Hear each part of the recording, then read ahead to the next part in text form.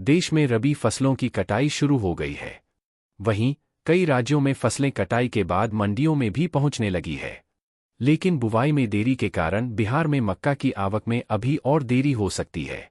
दरअसल देश में सर्दियों की फसल का प्रमुख उत्पादक क्षेत्र बिहार कृषि उपज विपणन समिति एपीएमसी यार्ड में रबी मक्का की आवक में एक पखवाड़े की देरी हुई है। जानकारों की माने तो आवक में लगभग 15 दिनों की देरी है, लेकिन फसल की थोड़ी मात्रा बाजार में आनी शुरू हो गई है। ऐसे में अगले 15 से 20 दिनों में आवक में तेजी आनी चाहिए। माना जा रहा है कि बिहार में कुल उत्पादन पिछले साल की तुलना में इस साल लगभग 15% अधिक हो सकता है। वहीं मक्के की क्वालिटी अच्छी लग रही है और कीमतें भी पिछले साल की तरह अच्छी हो सकती हैं। बिहार रबी मक्का का प्रमुख उत्पादक है, इसके बाद आंध्र प्रदेश का स्थान है।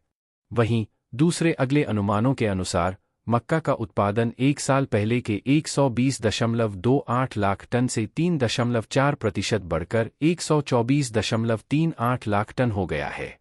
साथ ही खरीफ और रबी फसल सीजन के लिए कुल उत्पादन 372.5 लाख टन होने का अनुमान है। मक्का व्यापारियों का कहना है कि इस साल आवक में देरी हुई है और मौसम की स्थिति के आधार पर अप्रैल के आखिरी सप्ताह से ही आवक शुरू हो सकती है। शर्मा ने कहा, अभी तक केवल 12% क्षेत्र में ही कटाई हुई है। फसल लगभग कटाई के लिए तैयार हो रही है, लेकिन हाल के दिनों में बादल छाए रहने से किसानों में थोड़ी चिंता पैदा हो गई है। वहीं बिहार में मक्का के बड़े बाजार गुलाबबाग के आसपास के इलाकों में आवक कम हो रही है।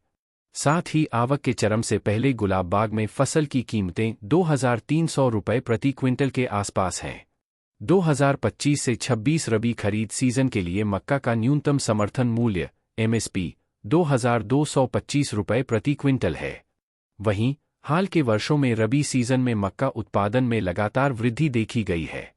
2020 से 21 के दौरान लगभग 100.92 लाख टन से इस वर्ष उत्पादन बढ़कर 124.38 लाख टन हो गया है।